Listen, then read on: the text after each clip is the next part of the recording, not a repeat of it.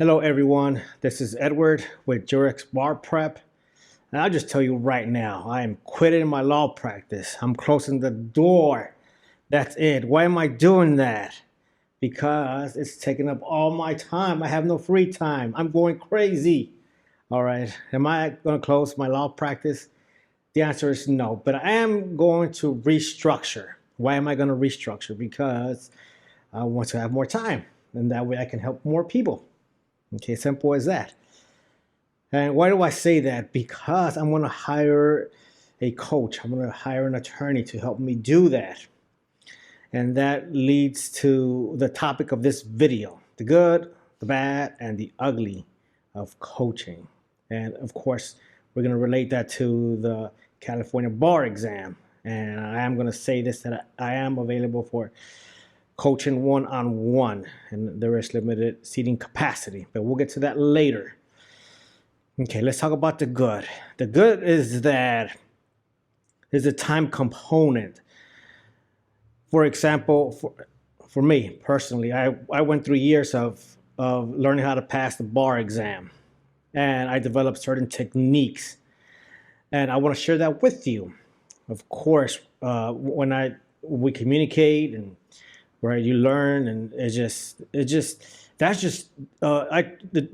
skills get transferred, and that's just true for any skill. For example, like in my situation where I'm learning how to snowboard, right? I have hired a coach in the past, and I'm going to keep doing that. Or for dancing, or just recently, I hired a nutritionist, and I'm going to hire that attorney that's going to help me save time. So he went through a long process of gaining these skills, and he's going to transfer those to me. So that saves time. That's the good part.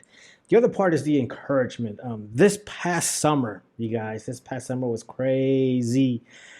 I decided to start running again, and I met up with a friend, and he was a faster runner than me. And so it was painful, you guys. I mean, it was pretty ugly. I was like panting. I was out of air. I was going through. It was painful, just physically, mentally. But I did make progress. Why? Because he encouraged me. That's what a coach does, right? So my performance was maximized. So that was the great thing about it. Okay, so let's talk about the bad things about a coach. But first, I want to tell you that I was looking at my computer because there was a message that came out, a notification from my calendar. And it said, bank fees are due on this day. It was a reminder. And I was like, why do I have that? I just thought about it. And that actually had been, it's been a message. It's been a reminder on my calendar for years. Back when I was studying for the bar exam. Why was it a reminder? Because I faced a real danger of accruing insufficient funds, because my bank statement, the amount was so low, right? I had to check just to make sure. Can you imagine that? It was like what? It's like what, $12.99, something like that per month, and I had to check, you guys. And that's what happens a lot of times. Definitely happened to me. And right, you go through, before passing the bar exam, you go through that phase where you spend your money and your time studying for the bar, right? Bar prep material. I mean, it does cost money, and it's an ongoing thing. Once you get to practice, you may have to pay someone to coach you, to give you knowledge. For example, in my case, I'm gonna pay an attorney. I'm gonna pay him a lot of money so that he can show me how to save time. And there's a lot of that he has, right? He has a whole system there, and he's gonna transfer that knowledge to me, right? It is gonna be expensive, but it's an investment. That's what it is. So me, I don't want to keep my money, but that's not gonna happen. And it's an investment, and it's just part of self-development.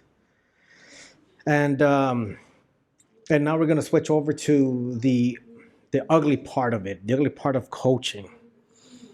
Do you know what you're getting? Right? So that happened to me, and I was interested in certain bar prep coaches, but I didn't know what they were offering. How are you going to teach me, right? How?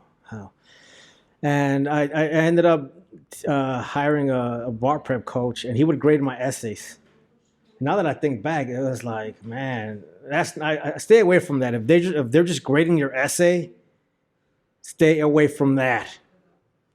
I don't mean to say that grading an essay is not helpful. Yes, it is helpful. I grade the essays as well, but I also provide a live debrief because you want your errors to be corrected. You want your non-passing answer to convert into a passing answer. It's like if I go snowboarding and I fall on my face, do I want to pay someone to see me fall? I already know I'm doing something wrong. No, what am I paying for? I'm paying so that the person could teach me how not to fall. I wanted to pinpoint the mistakes and to adjust those mistakes. That's what you're paying for, and that's what I offer, right? So I grade your essay, and then we have a session, and we cooperate on the same document there, and we fix your essays. We fix the mistakes, right? And that's what you want. So whether you hire me or not, if you hire someone else, ask them if they're going to if they're going to fix your mistakes during a live session, which is what you want. And another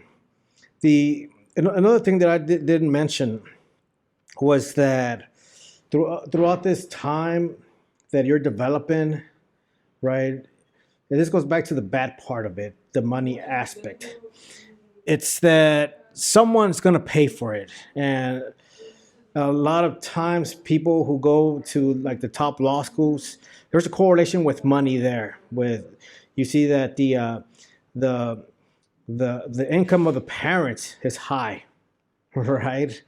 And then you look at the schools that are not ranked so high, and then the parent income is low. So in other words, someone is paying for the development of those lawyer-like writing skills. If it's not the parent, then guess who? It's gonna be the bar candidate. Was it me that I paid? Yes, I paid. I had help from my parents as well, but right, for the most part, it was me that ended up footing the bill, and that's what happens. Again, that's part of an investment. So it's just right. It's just the way it is. But again, it's an investment, and now looking back, that's what I do now. I get a chance to look back at my life, and do I want to look back? Not all the time. I want to fast forward and think about the present, and I'm pretty happy, and I'm excited about the future.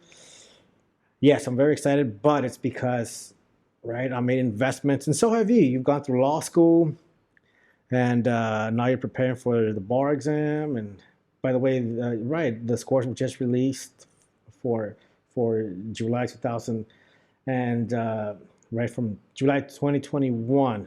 So if you passed, congratulations. If you did not pass, don't get discouraged. You will get there. So thanks so much for watching, and I wish you all the best. Until soon.